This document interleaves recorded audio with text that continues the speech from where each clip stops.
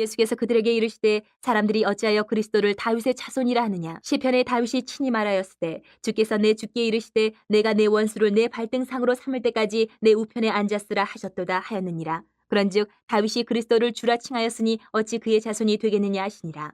모든 백성이 들을 때에 예수께서 그 제자들에게 이르시되 긴 옷을 입고 다니는 것을 원하며 시장에서 문안받는 것과 회당의 높은 자리와 잔치의 윗자리를 좋아하는 서기관들을 삼가라. 그들은 과부의 가산을 삼키며 외식으로 길게 기도하니 그들이 더 엄중한 심판을 받으리라 하시니라. 예수께서 눈을 들어 부자들이 헌금함에 헌금 넣는 것을 보시고 또 어떤 가난한 과부가 둘 렙돈 넣는 것을 보시고 이르시되 내가 참으로 너희에게 말하노니 이 가난한 과부가 다른 모든 사람보다 많이 넣었도다. 저들은 그 풍족한 중에서 헌금을 넣었거니와 이 과부는 그 가난한 중에서 자기가 가지고 있는 생활비 전부를 넣었느니라 하시니라. 예수님을 구원자로만 고백하는 분들도 있습니다. 구원자로만. 그것만으로는 안 되는 거죠.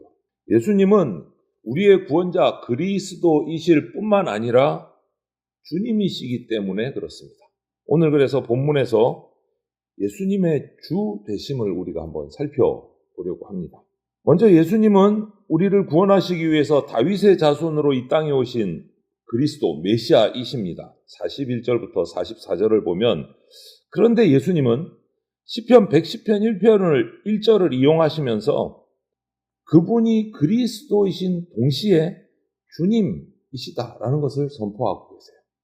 이스라엘 백성들이 구약을 특히 모세오경과 구약을 자신들이 믿고 있기 때문에 그 구약의 말씀, 시편의 말씀을 가지고 와서 그들은 다윗의 후손이다. 그리스도는 이렇게 말하는 것을 반박하시는 거예요.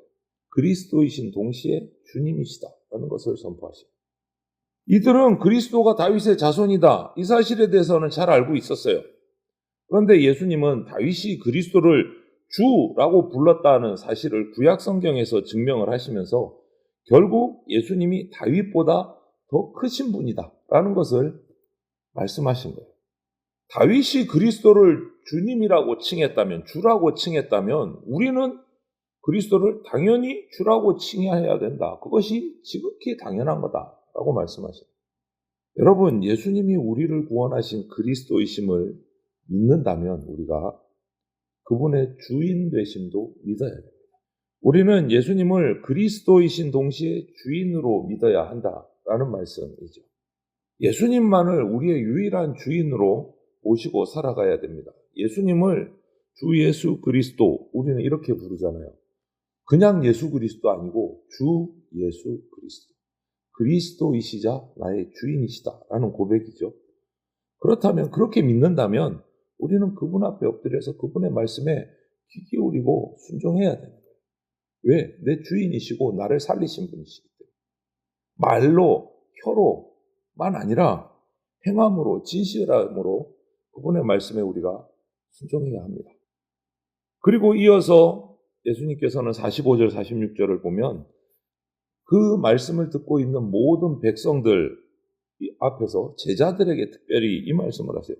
서기관들의 교만한 태도 좀 주의해라 라고 말씀을 하세요. 이게 무슨 말이냐? 서기관들은 당시 유대에서 종교 지도자들 가운데 대표하는 그룹이 서기관이에요. 대제사장. 우리 보통 입에 붙어 있잖아요. 서기관과 대제사장들. 서기관 대표하는 그룹이에요. 지도자의 대표 그룹.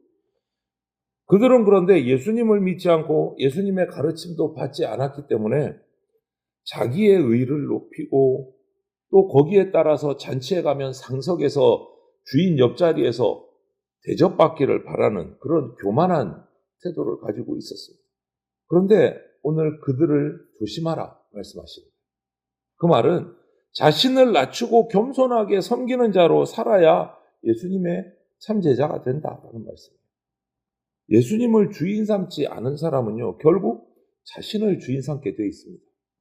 여러분, 사람이 추구하는 돈이나 명예도 결국은 자신이 주인이 되면 자기를 높이는 데 쓰게 돼 있어요.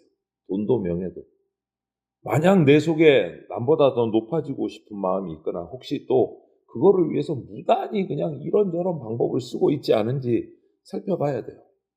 예수님께서는 모든 백성들 앞에서 제자들에게 높아지기를 좋아하는 이 서기관을 삼가라 이렇게 오늘 명확하게 말씀을 하셨어요. 공개적으로. 예수 그리스도의 주되심을 믿지 않는 사람은 결국 자신이 주인이 돼서 교만하게 자기를 높이면서 살아가게 된다라는 것을 말씀하시는 거예요. 우리가 그렇게 살지 않으려면 결국 예수님이 내 주인 되신다라는 것을 명심하고 살아가야 된다.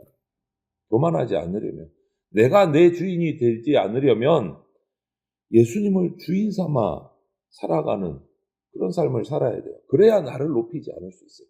교만하지 않을 수 있다. 주인의 자리에 오직 예수님만 앉으셔야 됩니다. 앞서 14장 8절에서 말씀하셨듯이 자기를 높이는 자는 낮아지고 자기를 낮추는 자는 높아지리라 하신 이 예수님의 말씀을 우리가 명심해야 됩니다. 그리고 47절에서 그렇게 자기를 높이면서 자기 권세를 위해서 살아가는 서기관들의 악행을 폭로를 하세요. 그들은 더 많이 가지려고 불쌍한 과부가 가진 그 가산조차도 탐내고 외식으로는 거룩한 척 길게 기도한다. 이렇게 말씀하세요. 그들의 실체, 그들의 최후를 꿰뚫어 보시고 제자들에게 말씀하시는 거예요. 그 마지막이 뭡니까? 엄중한 심판을 받게 된다. 자신을 주인 삼은 자의 탐욕은 여러분 끝이 없습니다. 연약한 사람의 재산까지도 빼앗아 버리는 정말 잔인한 괴물이 되는 겁니다.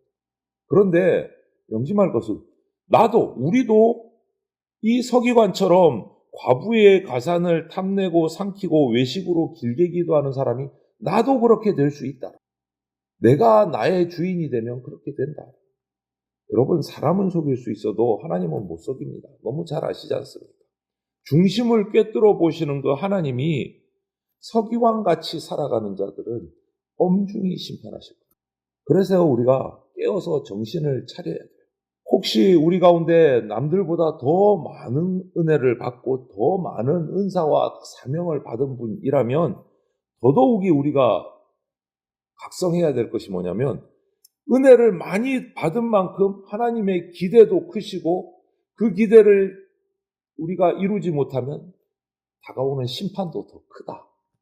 더 많이 받았으니 더 많은 심판을 받을 수도 있다라는 것을 깨닫고 더 조심하고 경계해야 됩니다.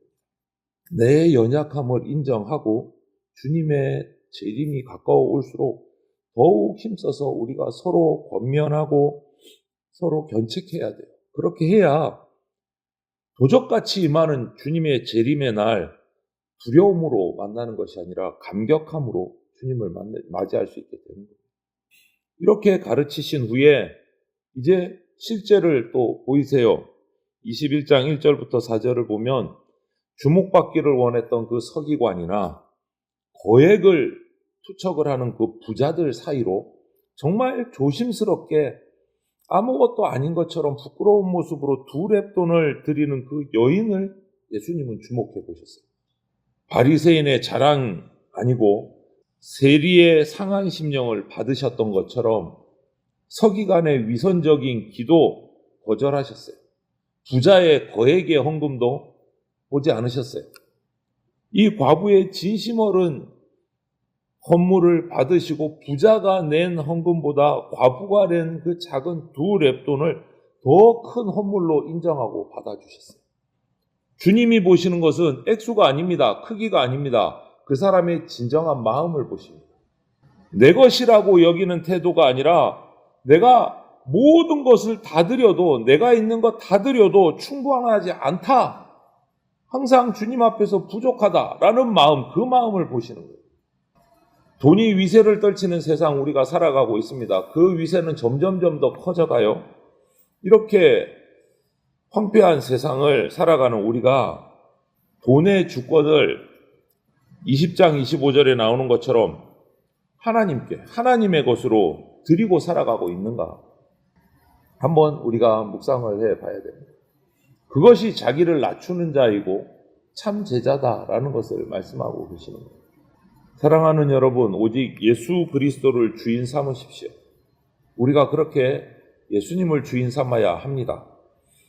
내가 주인 삼은 모든 것들 다 내려놓고 주 예수 그리스도만을 높이면서 우리 살아갑시다. 그분은 찬양받기 합당하신 유일하신 우리의 주인이십니다. 오직 예수님만을 주인을 삼아서 날마다 주님만을 찬양하며 살아가는 저와 여러분들이 다 되시기를 주님의 이름으로 축원을 드립니다. 아멘.